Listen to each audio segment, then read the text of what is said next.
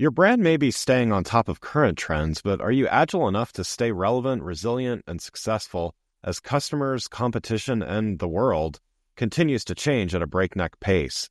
I'm thrilled to share the newly revised version of my first book, The Agile Brand. I'm calling it The Agile Brand Revisited. It's been updated to reflect our continually changing world, and it provides 7 principles that form the backbone of an agile brand, offering detailed insights and actionable steps for incorporating them into your business strategy. This is the book that started it all, and I'm excited to share it with you. It's now available in print and digital formats and available everywhere. Learn more by going to the Agile Brand Guide website at www.agilebrandguide.com. Welcome to Season 5 of The Agile Brand with Greg Kihlstrom, where we talk with enterprise and technology platform leaders about the people, processes, and platforms that make marketing and customer experience successful, scalable, and sustainable. This is what creates an agile brand. I'm your host, Greg Kihlstrom, advisor and consultant for Fortune 1000 marketing and CX leaders and teams as principal and chief strategist at GK5A, and best-selling author, keynote speaker, entrepreneur, and agile certified coach. The Agile Brand podcast is brought to you by TEKsystems, an industry leader in full-stack technology services, talent services, and real-world application. For more information, go to teksystems.com. To sign up for the Agile Brand newsletter and get the latest insights and articles on marketing technology and CX, or to purchase a copy of my latest book, House of the Customer, go to gregkihlstrom.com. You can also find all my books on Amazon and other retailers. And now on to the show. Today we're going to talk about how leading with a human-centric approach strengthens recruiting, talent retention, and business goals. To help me discuss this topic, I'd like to welcome Paul Vian, Chief Revenue Officer at Apps Associates. Paul, welcome to the show. Hey, Greg, great to be here. Thanks for having me on today. Absolutely. Yeah, looking forward to talking about this topic with you. Why don't we start by you giving a little background on both yourself as well as what you're currently doing at Apps Associates? Yeah, I'd be happy to do so, Greg. So, as I said, Paul Vian, I'm the Chief Revenue Officer here at Apps Associates. My role entails essentially sales, which has been my lifeblood. I've been in sales ever since I can remember, but also incorporates marketing, client satisfaction, and our alliance partners as well. I mentioned I've been in sales predominantly all of my life throughout Europe and also now here in the US. And I really started right back in the telesales days and moving up into various sort of account management positions and then into more of a sales leadership role. The broader role that I have now certainly encompasses the entire client experience, which is tremendously exciting for me. Great, wonderful. Well, so we're going to be talking today about how companies can achieve real sustainable growth by investing time and energy towards building a human-centric approach to their business. So let's start with some definitions here. Can you describe what human-centric means to you and Apps Associates, and what a human-centric company values that others may not? Yeah, absolutely. The first thing that springs to my mind is right from the top within the organization and how we're essentially leading by example. So when you think about what may be beneficial to certain people and you think about those values, you think essentially, all right, people are here for a base salary, for compensation, but obviously it's much broader than that. I'd like to think that we focus very heavily around empathy and compassion with the employees. We really like to look at humanizing those daily interactions. So, taking the time to talk to people about their day or their weekend, not just what tasks they've got in front of them from a work perspective, but lots of collaboration, not just on email, but obviously through various different communication mechanisms, making yourself available to other people. And I would stretch that further than not just your direct reports, but other people that perhaps you don't consider collaborating with on a daily basis, but your input is very valuable to them in terms of some level of mentorship. I always like to say having a sense of humor as well, Greg. Working through a particularly challenging day or challenging task or project or whatever it might be, bringing that more human-centric side through humor certainly helps to motivate the team and to get through those difficult projects. And then a big one here is the trust that you put in what we call our associates, but the employees, giving them room to breathe, making mistakes, and as we like to say here, learning fast from those mistakes. I think gone are those days, and they should be gone, of just pure micromanagement. You've got to have that mutual trust. I think if you focus on all of those beyond just, hey, you're here and you're earning a salary, you're here to really thrive and grow within the business, making sure that you're available to those individuals are really important. Yeah, those are great points. So you're chief revenue officer, as you mentioned. You've played a sales role throughout your career. Obviously, traditional sales metrics and revenue targets are still and will always be critical as a measurement of success. Does being human centric change anything in terms of your goals and your measurements of success? Yeah, so without giving this, or certainly without giving my age away on this, Greg, I mentioned I've been in sales a long time. And, I think we've probably all seen some of those movies, and I've certainly been part of sales motions where you think about that sort of boiler room mentality. Right. You're here to deliver, you're here to hit a number, and essentially it's almost like a robotic exchange of, if you're not doing that you're failing. And Yeah. that type of mentality for me, it still exists, I'm sure. For me, it's something from the past that I was part of as a sales rep. But essentially, what you're doing is you're stifling and you're controlling and you're micromanaging individuals, which, as we just talked about on the previous question, you're not allowing people to really recognize that potential for growth. So you're correct. Sales metrics and goals are still critical. It's still the black and white of the job, but don't be punitive with that. You should treat the sales team or any part of your team as how you wish to be treated, and not just a number. And if you didn't deliver on that number, you failed. And for me, one of the most important measurements and metrics outside of what is your quota and how are you doing in terms of quota attainment is the growth aspect of it. We would all love somebody to come in on day one and be able to knock it out of the park and start delivering on their results. But the reality is that just doesn't happen. So I think the important part to that measurement is, yes, am I tracking to my KPIs? Am I getting towards my target? But also, am I showing growth quarter over quarter, year over year?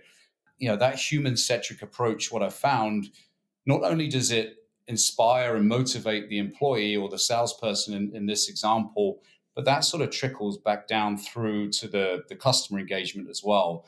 You lose that desperation for a sale and somebody perhaps becoming unprofessional because their sales leader is really pushing down on them unprofessionally hard. And then also you sound a little less like a secondhand car salesperson in the approach, and you're still delivering value as you go through that conversation. Yeah. Yeah. Agreed.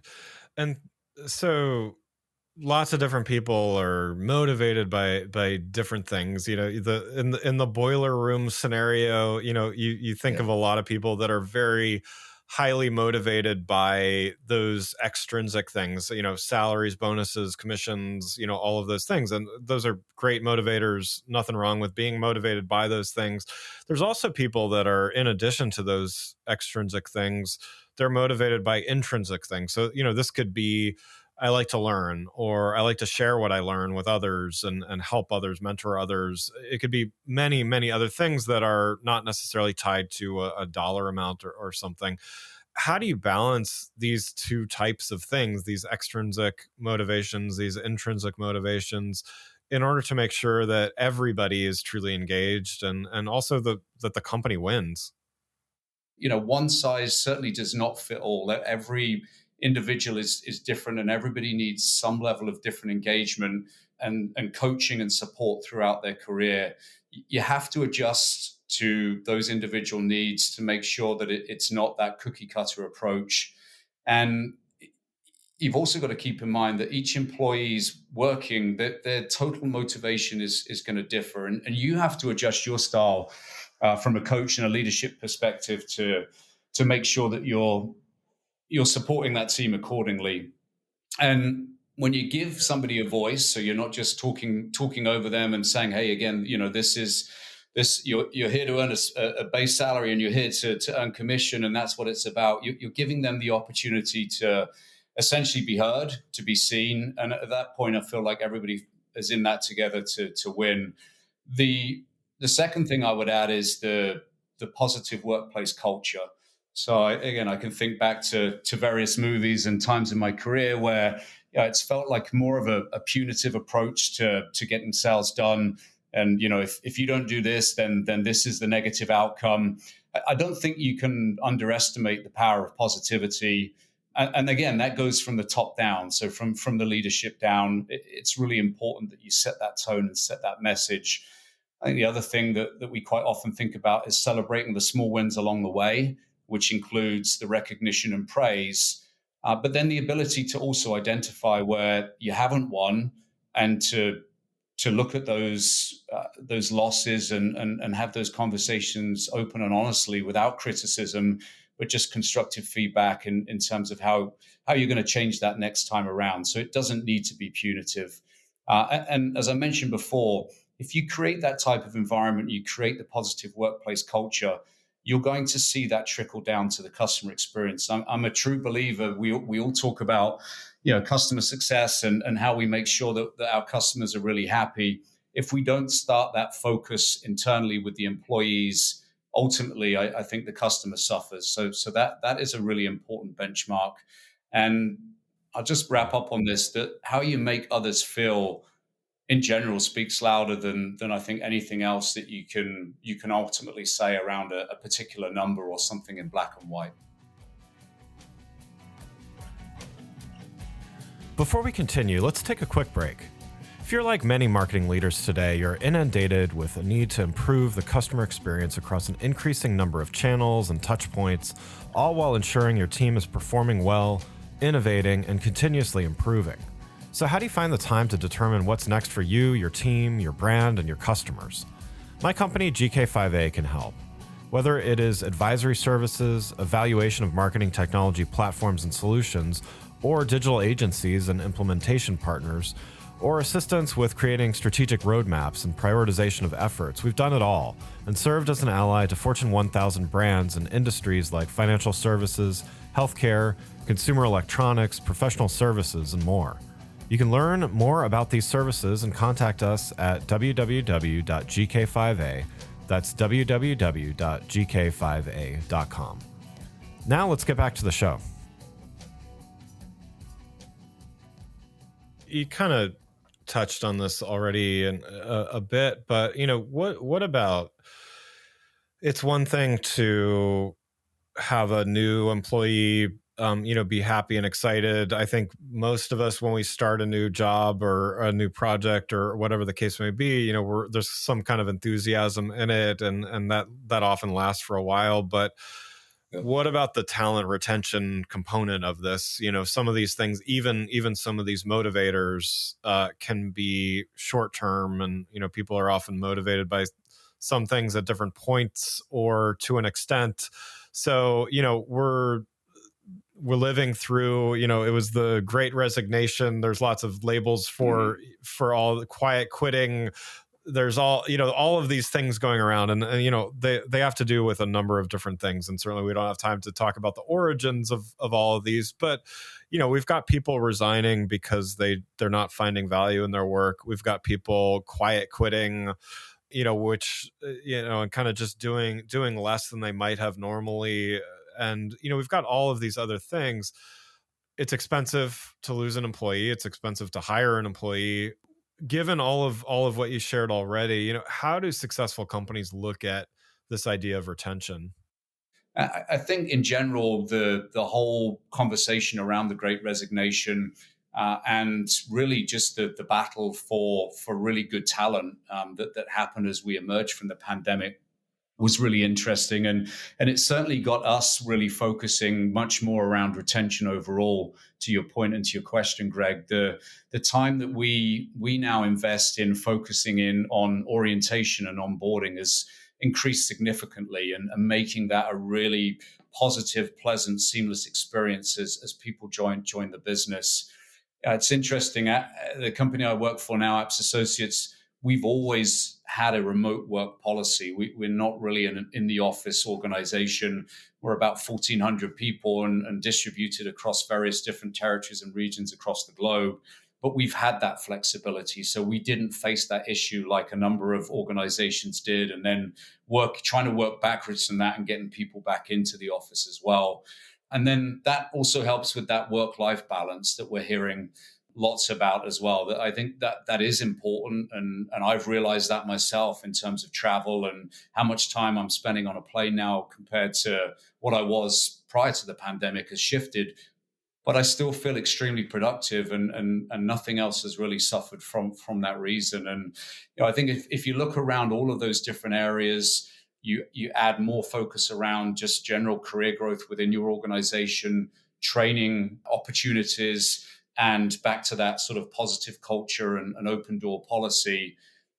All of these with the trust and micromanagement, if you can implement those, become a culture within your organization, and then people start to feel that during the interview process, if you do that correctly, and then as they're being onboarded into the organization, that they see it almost immediately. And of course, the hardest thing to do is describe a culture until you actually feel it. Yeah. Yeah. And you had mentioned some of Apps Associates' growth, and some of that certainly was organic growth, but the company has also acquired quite a few companies over the last year alone, achieving steady growth amidst the economic stuff that's going on all around us, right? Yeah. What are some of the unique challenges? I've been part of acquisitions before, and certainly there are a unique set of challenges on a number of fronts. But since we're talking about culture and we're talking about teams, what are some of the unique challenges that mergers and acquisitions pose to a company that's really driven by these high performing teams? I look at it in two different ways. So just focusing in purely from a sales perspective, and when we've looked at growth and acquiring companies, some of the early on mistakes that we've seen are, hey, we've got to get this company acquired, we've got to get it integrated as quickly as possible, we've got to get them doing exactly what we do. Otherwise, we're going to end up with all of these different and disparate approaches. And of course, that's not the case. You certainly have a runway and a softer runway to change. And if you think back to the human element of this, and you think back to salespeople, you have to ask your question: Do you need to change their comp immediately, for example, to line up with what you have as the acquiring company? Do you need to update and change their targets immediately? So it's that immediate sticker shock of now suddenly you're doing this the next day when you didn't know you were being acquired the day before, versus actually it's okay to let you run with this for the foreseeable future, and slowly integrate and start to build up that confidence and that understanding, and starting to feel that culture as we've seen that as a really important lesson here. So the big bang integration and, hey, everything's got to be our way, and we can't sort of run through this at a softer runway has been a really important lesson that we've seen here. And then just in general, there's that feeling that from the company being acquired, what they had was better than what they're getting now. So you have to take your time to sort of work through that. Immediately, you don't have to rip the Band-Aid off and say, all right, you're straight over to this particular HR policy or benefit or whatever it might be. You've got some time to work through that. And the positives on paper of when you look at cultural alignment between the two organizations can look fantastic. But obviously, when you're first getting together, you're having that first date with everybody, right, it can be a very different experience from what you saw as you were going through that process of acquisition. So I think bringing the good parts of the culture from both the organizations and piling those together can be extremely positive. If you don't focus on that, it can obviously be a really detrimental to the acquisition and really hold you back much longer than you need to. And, we've seen things, Greg, around that smaller company mindset and moving into a bigger company mindset. You have to be really careful again around, hey, I've done it this way. Why don't you understand why I do it this way? And really ease people in a sort of gentle process to then show them that actually it's not a bad way of doing something. It's a different way, and this is why we have to do it this way. So, all of the fun and games of system integrations and processes, and letting go of a brand that was near and dear to somebody's heart, and we've had experience of that, and saying, look, it's a bad brand, and we want to keep elements of this in our DNA moving forwards, but having lots of sort of disparate brands and disparate approaches in the long term is going to cause us more pain. And just thinking through all of those things. A cookie cutter approach does not fit every merger and acquisition. You've got to have a level of patience, listening, and empathy for a smoother integration. And demonstrating, as I said, a different way doesn't mean a bad way. Yeah, yeah. And, I think at the end of the day, even if it's logically and objectively, we can see that something might be better. Humans just aren't really great at change. They're not Right. really great at wanting change. And, some people can adapt more quickly than others. And eventually, if the change is good, they'll be happy that they ended up adopting it. But, change is just hard, even if it's good and objectively better. But, I liked what you mentioned as far as one of the positives is finding the best parts of some of these things and trying to integrate into the whole. I wonder, are there any other unique opportunities, given that change is hard and change can be a challenge, but are there some unique opportunities that an acquisition presents from both a company as well as that cultural perspective? I think one of the most exciting elements of any acquisition, Greg, is just the opportunity to learn from the talent of the company that you're acquiring. Yeah. Because you're not just acquiring assets or revenue or whatever it might be, whatever line of business that you're in. A big part of this is around the people that you're bringing in, and I think the bringing together, like I said, from a cultural aspect, whilst you mentioned this, it can be a challenge, and change is a challenge.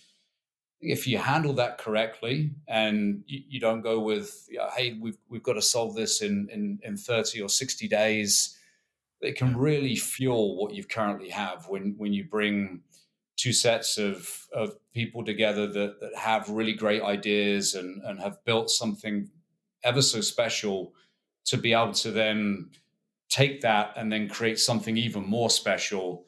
And you've got to work hard at that. That's not easy to do. You really got to make people feel at home in the new business. You've got to work to get them really excited for the new journey and the opportunity ahead, because there's going to be a lot of concern, perhaps skepticism, and really, what is my future? Back to that change piece for any individual. There's lots of anxiety and question marks, and people need you to talk them through that and give them that sort of clear plan. But certainly the talent piece of it for me is ever so exciting. Yeah, yeah, agreed. So you've touched on some pieces of this as well, but how do you think about success when you're integrating a new company, or in the case of Apps Associates, maybe one, two, three plus companies into a culture that is already successful? What does success look like for that integration from how you look at it? The fundamental success when I look at the acquisitions is retaining the talent that you've acquired and helping them to thrive in that new environment. Otherwise, to me, it's what was the reason for all of this? If you're going to bring and invest into individuals that work for a company, as well as whatever else that company is building, but you don't get the integration correct, and you don't invest time, effort into that process, and you lose the talent, I think you can close the book and say that acquisition was not a success, and that it's not a good model to move forward. So that is, Yeah. and I could talk about several different things, Greg, but that to me is the most important part of success. Yeah. Yeah, love it. Well, Paul, thank you so much for joining the show. I've got one last question before we wrap up here, and you've already given a lot of good advice. So, but I'd love to get one piece of advice just to close here. That what would you say to brands that they know they need to become more human centric, not necessarily sure how to do it, but what would you recommend as they navigate the months ahead? I would recommend that whilst on the surface it feels like you're busy, you're back to back with meeting, you've got plenty of metrics that are being pushed down from the top, and that's in your sort of near term sights and vision.